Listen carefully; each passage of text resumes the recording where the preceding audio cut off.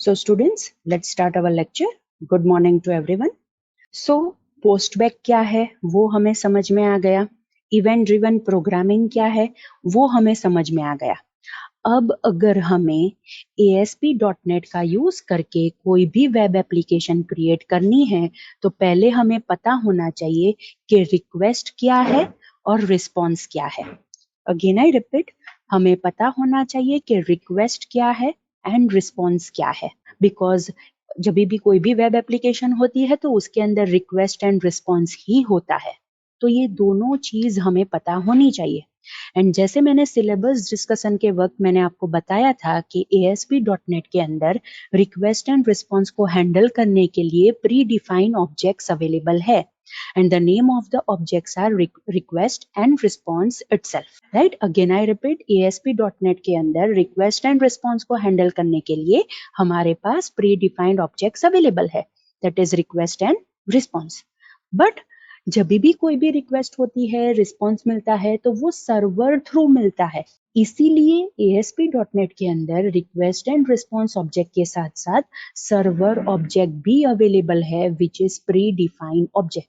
ये ऑब्जेक्ट हमें क्रिएट करने की जरूरत नहीं है, वो बाय डिफॉल्ट अवेलेबल है. जैसे आप C++ के अंदर सी इन सी आउट यूज करते थे, they were the default objects, right. Likewise ASP.NET के अंदर भी 3 default or more precise predefined objects available है, that is request, response and server, right? So students, here is the topic, that is 4.2 response object, request and server object, right? ये 3 different objects हम ये particular topic that is 4.2 के अंदर देखेंगे. Good enough. Start करते हैं response object से. Again I repeat, we will start with response object. Okay. What is it? Response क्या है? अगर हम बात करें रिस्पॉन्सिव तो हम ऐसा कह सकते हैं कि वेब सर्वर के रिलेटेड अगर हम बात करें then response is obviously exactly opposite to the request, right. Again I repeat, response is exactly opposite to the request.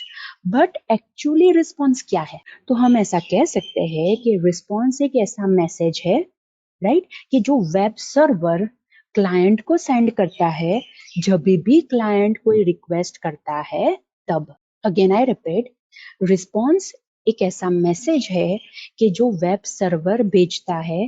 किसे भेजता है? क्लाइंट को भेजता है जब क्लाइंट कोई रिक्वेस्ट करता है तब. In short, for each request कि जो क्लाइंट करता है सर्वर सारी रिक्वेस्ट के रिस्पॉन्स देता है जब तक कोई एरर ना मिले तब. अगेन आई रिपीट, जब तक कोई एरर नहीं है server will serve each and every request sent by the client. और ये सर्व जो करता है it is in terms of response. So again I repeat, हम ऐसा कह सकते हैं कि रिस्पॉन्स इज द मैसेज कि जो हमें वेब सर्वर के पास से मिलेगा.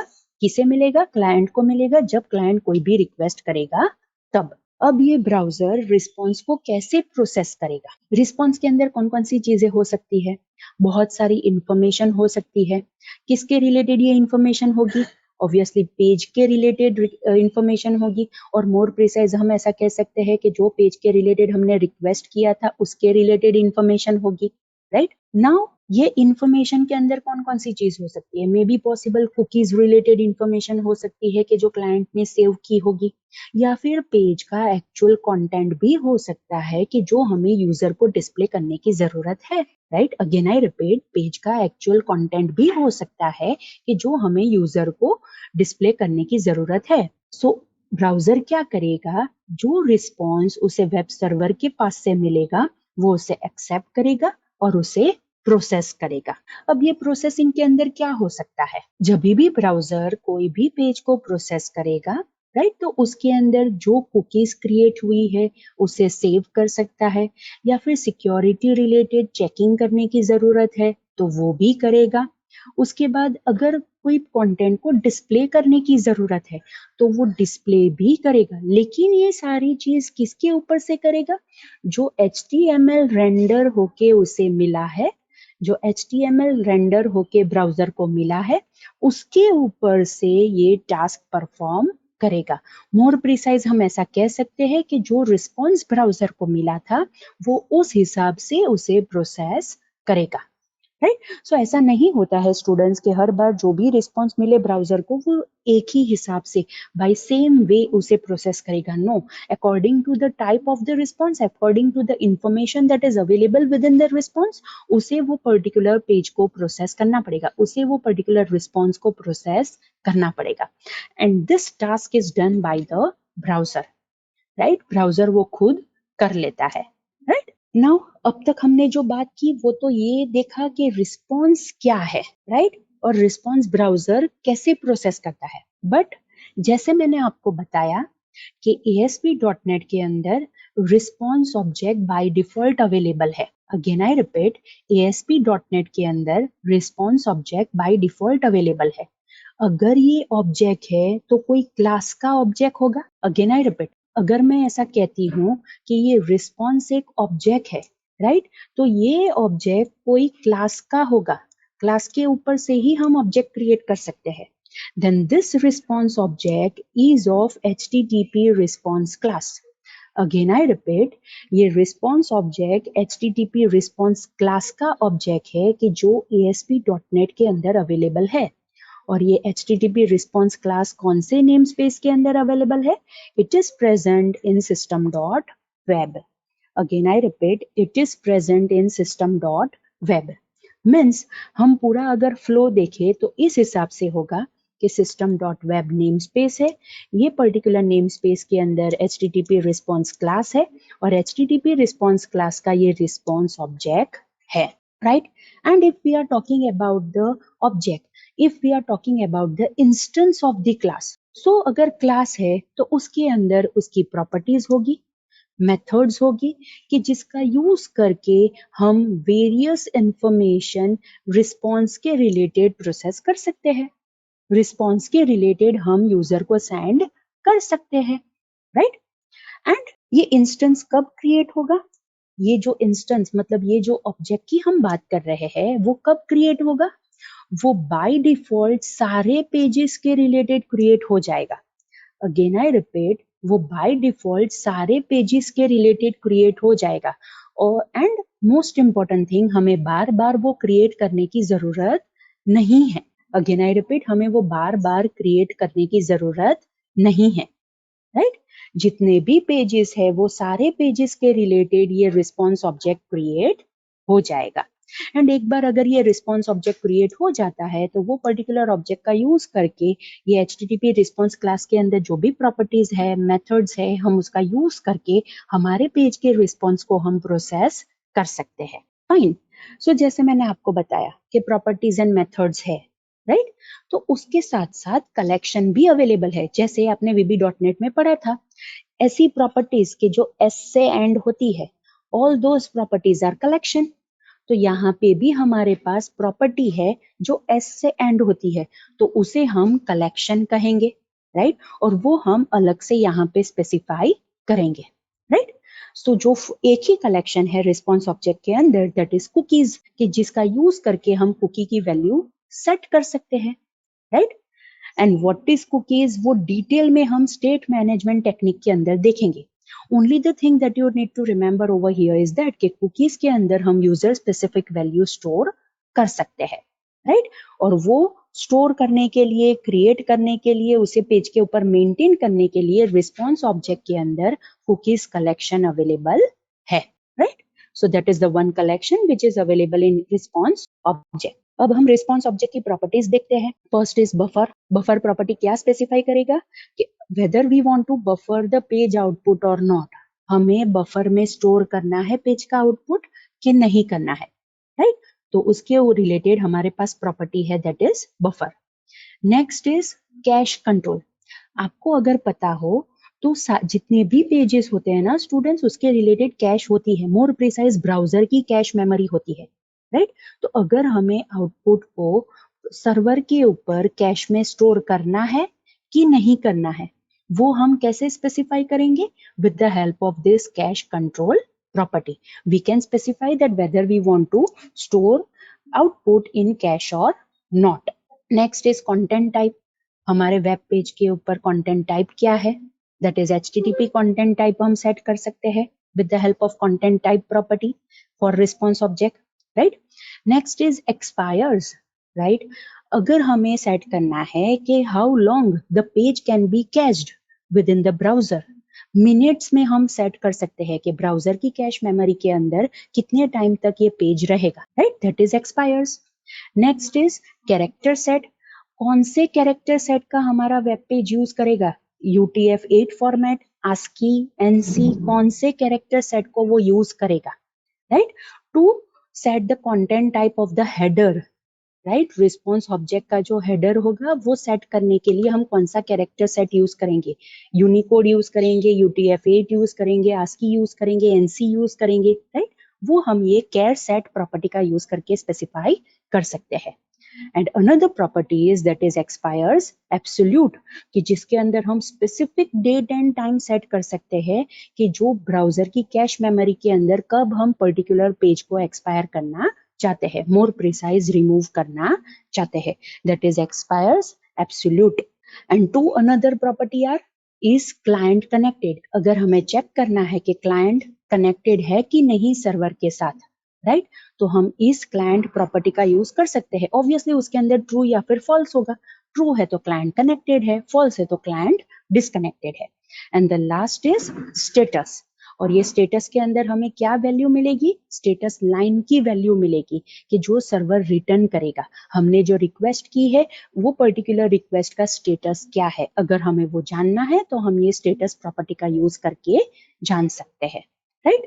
So students, these are the properties of response object, right? The topic that is methods of response object. जो भी हम ऑब्जेक्ट्स की बात करते हैं तो ऑब्वियसली ऑब्जेक्ट्स क्लास के होते हैं, एंड क्लास के अंदर प्रॉपर्टीज, मेथड्स, इवेंट्स, वो सारी चीज बाय डिफॉल्ट अवेलेबल होती है अगर वो क्लास ASP.NET के अंदर अवेलेबल है। मोर प्रिसाइज हम ऐसा कह सकते हैं कि .NET फ्रेमवर्क के अंदर अवेलेबल है, राइट।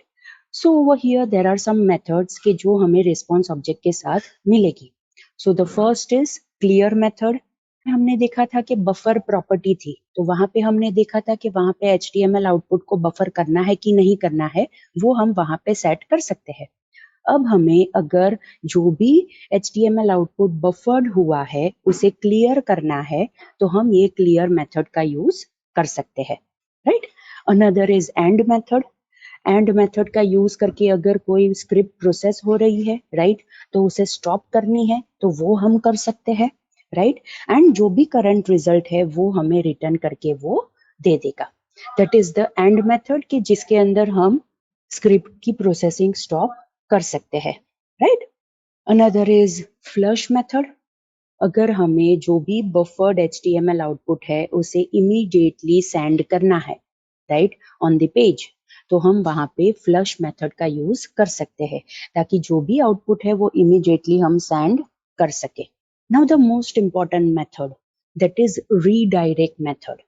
अगर हमें यूजर को दूसरे URL के ऊपर रीडायरेक्ट करना है, फॉर एग्जाम्पल अभी मैं default.aspx पेज के ऊपर हूँ और मुझे यूजर को पेज 1.aspx पेज के ऊपर मुझे रीडायरेक्ट करना है, तो मैं ये रीडायरेक्ट मेथड का यूज कर सकती हूँ।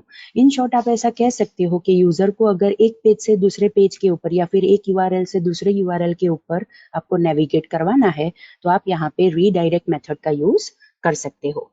Another is write method. This is also another important method कि जिसका यूज करके हम पेज के ऊपर डायरेक्टली राइट कर सकते हैं।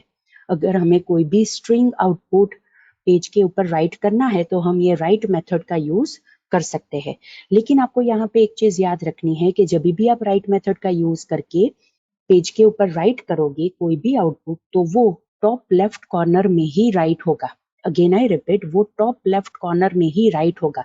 आप कोई स्पेसिफिक पोजीशन के ऊपर पेज के ऊपर राइट नहीं कर सकते with the help of right method of response object, right. Now another 3 methods of response object are, that is binary write, add header and append to log. Binary right का meaning क्या होता है? जैसे right method के अंदर हमने देखा कि अगर हमें आउटपुट को राइट करना है ऑन आवर पेज तो हम राइट मेथड का यूज कर सकते हैं। लाइकवाइज अगर हमें डायरेक्टली कोई भी आउटपुट राइट करना है विदाउट एनी कैरेक्टर कन्वर्जन। अब ये कैरेक्टर कन्वर्जन क्या है? जब भी हम कोई भी HTML की बात करते हैं तो सब जगह पे जो भी कैरेक्टर हम राइट करना चाहते हैं, डायरेक्टली वो कैरेक्टर हम HTML थ्रू राइट कर सकते हैं, ऐसा पॉसिबल नहीं है। फॉर एग्जाम्पल, अगर हमें एंगल ब्रैकेट राइट करना है ऑन अवर HTML पेज, तो वो हम डायरेक्टली नहीं भी कर सकते। तो वहां पे हमें ampersand LT semicolon and ampersand GT semicolon use करना पड़ेगा अगर हमें left angle bracket and right angle bracket को पेज के ऊपर डिस्प्ले करना है। तो वहां पे कन्वर्जन होता है, राइट। एम्परसेंड LT सेमीकोलन जो है उसका कन्वर्जन होता है लेफ्ट एंगल ब्रैकेट से, एंड एम्परसेंड GT सेमीकोलन है उसका कन्वर्जन होता है राइट एंगल ब्रैकेट से, राइट। तो अगर हमें कोई ऐसा आउटपुट है कि without any character conversion directly output right करना है, तो हम ये बाइनरी राइट का यूज कर सकते हैं। Another is add header. जैसे हमने ऑलरेडी डिस्कस किया था कि जब भी हमें HTTP का रिस्पॉन्स मिलता है, मे बी पॉसिबल कि उसके साथ हेडर इंफॉर्मेशन भी आती है। हेडर इंफॉर्मेशन के अंदर बहुत सारी इंपॉर्टेंट वैल्यूज होती है कि ये जो डेटा है कौन से टाइप का है, कैरेक्टर सेट कौन सा है, राइट। ऐसी इंपॉर्टेंट इंफॉर्मेशन हेडर में आती है। तो अगर हमें HTTP रिस्पॉन्स के साथ साथ एक नया हेडर ऐड करना है, तो वहां पे हम ये ऐड हेडर मेथड का यूज कर सकते हैं। And the last method is that is append to log, right. जो भी हमारी कोई स्ट्रिंग है, राइट, उसे हमें सर्वर की लॉग की एंट्री के अंदर राइट करना है, तो वो हम अपेंड टू लॉग मेथड का यूज करके कर सकते हैं। अगर हमें पूरा लॉग मेंटेन करना है कि यूजर कौन कौन से सीक्वेंस में पेज के ऊपर वर्क कर रहा है, मोर प्रिसाइज हमारी वेबसाइट के अंदर वर्क कर रहा है, तो वहां पे हम ये अपेंड टू लॉग मेथड का यूज कर सकते हैं कि जिसका यूज करके हम सर्वर की लॉग एंट्री के अंदर हम राइट कर सके, right. So these are another 3 methods of response object. So over here, this response object is completed. Within response object, we have seen collections, properties, and methods, right?